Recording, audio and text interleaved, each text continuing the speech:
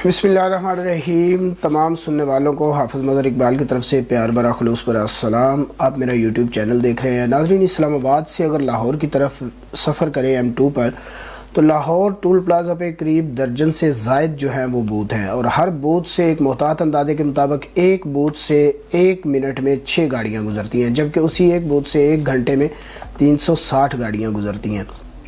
इस तरह 12 बूथ अगर हों तो उनसे 4320 गाड़ियाँ गुजरती हैं 1 घंटे में, जबकि 24 घंटों में 1,03,680 के करीब गाड़ियाँ गुजरती हैं।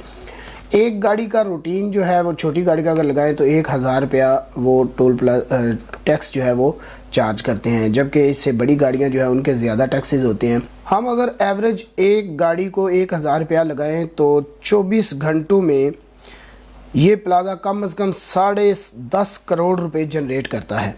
इस तरह मुल्क भर के मोटरवेज़ और हाईवेज़ पर इन टूल प्लाज़ों की तादाद गिन लें और उनको करोड़ों से ज़रब दें तो ये सारा टोल टैक्स गवर्नमेंट के खाते में जाता है। आप जिस गाड़ी में सफ़र करते हैं उसका पेट्रोल जो है वो भी, उसकी मद में भी आप टैक्स देते हैं। आप गाड़ी ख़रीदते हैं तो भी टैक्स देते हैं। आप अगर बाज़ार चले जाएं, वहाँ से आप ग्रासरी लेते हैं या अशय ख़ोर-ओ-नोश जो करियाना की चीज़ें लेते हैं तो भी आप जो है वो वहाँ पर टैक्स देते हैं। अगर आप एक मोहतात अंदाजे के मुताबिक 500 रुपये की मेडिसिन ख़रीदें तो उसमें करीब 200 रुपये जो है वो टैक्स पे करते हैं। इस तरह अगर आप एक माचिस भी ख़रीदते हैं तो उस पर भी टैक्स देते हैं। इवन कि आप पैदा होते हैं तब भी टैक्स देते हैं। अगर आपकी डेथ हो जाए तो आपके वर्सा जो है वो डेथ सर्टिफिकेट की मद में भी टैक्स अदा करते हैं। ये सारा टैक्स गवर्नमेंट के खाते में चला जाता है। आप अगर कोई बिल्डिंग बनवाना चाहते हैं, उसका बना रहे हैं या उसका आप नक्शा पास करवाने चले हैं तो वहाँ लोगों की लाइनें लगी होती हैं और वो हज़ारों लाखों रुपए की मद में जो है वो टैक्स वसूल करते हैं, और ये सारा पैसा भी गवर्नमेंट के ख़जाने में जाता है। आपका बिजली का बिल अगर 10,000 रुपया तो उसमें कम से कम 3,000 रुपये जो है वो आप टैक्स पे करते हैं। इसी तरह आप बाकी मानदा जो चीज़ें हैं, अगर सुई गैस का बिल पे करते हैं तो उसमें भी टैक्स जमा करवाते हैं। आप अगर PTCL का बिल पे करते हैं तो उसमें भी टैक्स जमा करवाते हैं। आप बच्चों को पढ़ा रहे हैं, तालीमी अखराजात पूरे करते हैं, उसमें फ़ीस देते हैं, उसमें टैक्स पे करते हैं। अगर आप किताबें ख़रीदते हैं उसमें टैक्स पे करते हैं। अगर आप स्टेशनरी ख़रीदते हैं उसमें भी टैक्स पे करते हैं। आप जीते हैं तो भी टैक्स पे करते हैं। और एक इसमें सबसे बड़ी मज़ेदार बात जो है वो ये है कि आप बैंक में जाएं और बैंक में आप रकम जमा करवाएं। फॉर एग्ज़ाम्पल आपने 1 लाख रुपया जमा करवाया, तो जमा करवाने के बाद आपने उसको निकाला तो उसमें आपने टैक्स पे किया है। वही लाख अगर आप 10 बार जमा करवा के निकलवाते हैं तो 10 बार आपको टैक्स पे करना पड़ता है, और ये तमाम टैक्स जो है ये गवर्नमेंट के खाते में जाता है। फिर हम पे कर्ज़ा क्यों है, फिर हम IMF के पास क्यों जाते हैं, फिर हमने क्यों कशकोल पकड़ा हुआ है? आप ये अगर सोचिएगा, अंदाज़ा लगाइएगा कि अगर सिर्फ मोटरवे और दीगर जिस तरह बता रहा हूँ मैं कि आप बिजली के बिल, सुई गैस के बिल, इवन आप सुई भी ख़रीदते हैं तो उस पर भी टैक्स देते हैं, और मेडिसिन लेते हैं तो भी टैक्स देते हैं, पेट्रोल लेते हैं तो भी टैक्स देते हैं। और सिर्फ एक पेट्रोल का अगर हिसाब लगा लिया जाए तो उस अरबों रुपया जो है वो कंज्यूम होता है रोज़ाना की बुनियाद पे, जो गवर्नमेंट के खाते में चला जाता है। अगर एक बंदे के पास एक गाड़ी हो तो वो अपना घर का सारा निज़ाम जो है वो बआसानी चला सकता है।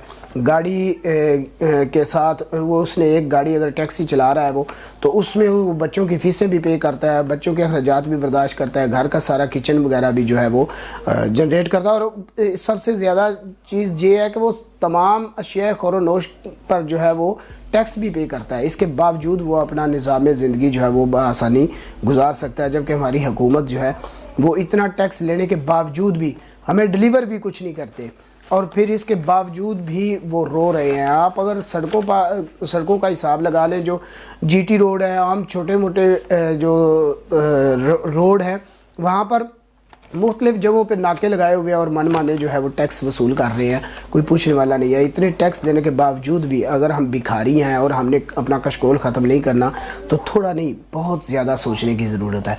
और ये सोचना सिर्फ आवाम को है, क्योंकि जब भी इस तरह का क्राइसिस आता है तो नुकसान होता है सिर्फ मिडल मैन का।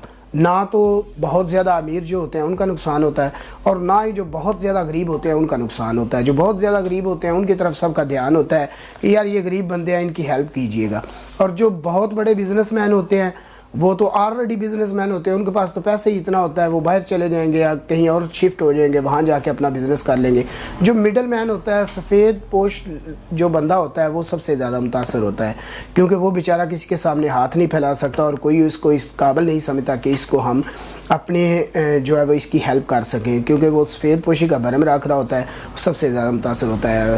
اس لیے ہمیں سوچنا چاہیے اور ہمیں جاگنا چاہیے۔ ہم یہ سیاستدانوں کے جو وعدے ہیں ان پہ اب تھوڑی توجہ کم کریں، کیونکہ ہمیں ہمارے شعور کا یہ عالم ہے کہ ہم نے 70 سال ووٹ دیے ہیں صرف اور صرف کس بات پہ؟ گلیوں نالیوں پہ۔